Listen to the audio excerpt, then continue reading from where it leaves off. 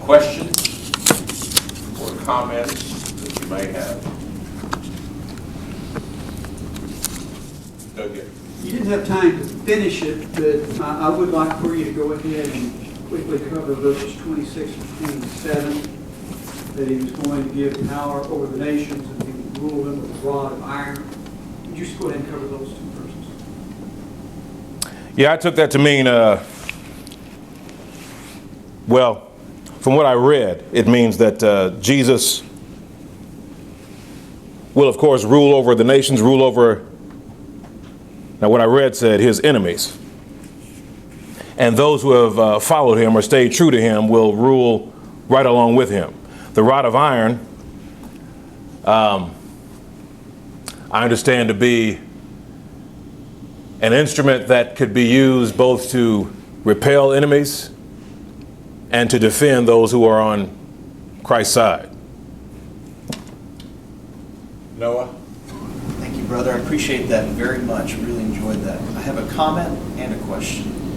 First comment, I love verse 23. I've never noticed this before, where Jesus says, I am the one who examines minds and hearts, and I will give to each of you according to your works. I love that. So many people say, Jesus isn't going to look at your works. He's going to look at your mind and at your heart. Jesus says, I know your mind and your heart, and I'm going to give you according to your works. I like that a lot. My question is about that statement, the secrets of Satan, and you said it was sarcastic. Can you explain a little more about that? Yeah, I read about a sect of the Gnostics who said that in order to really be resistant to evil, resistant to sin, you have to envelop yourself in it. When you envelop yourself in sin, it sounds real silly, but I read this in two different places, two different sources. When you envelop yourself in sin, you understand the mind of Satan. You can understand the deep things of Satan. That's a phrase they used. And it's only by understanding the deep things of Satan that you can kind of arm yourself against Satan once you come out of that tunnel. There's a story by Nathaniel Hawthorne, Young Goodman Brown. Anybody read that?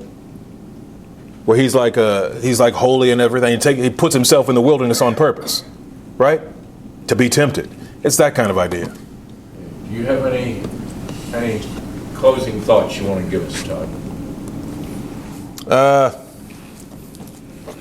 No, I just thank you again for having this.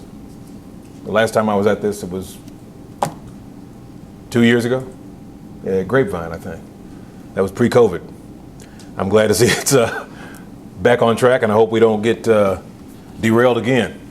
But thanks for the invitation and the opportunity to teach. Hope to be back with you next year if the Lord says the same. Thank you very much.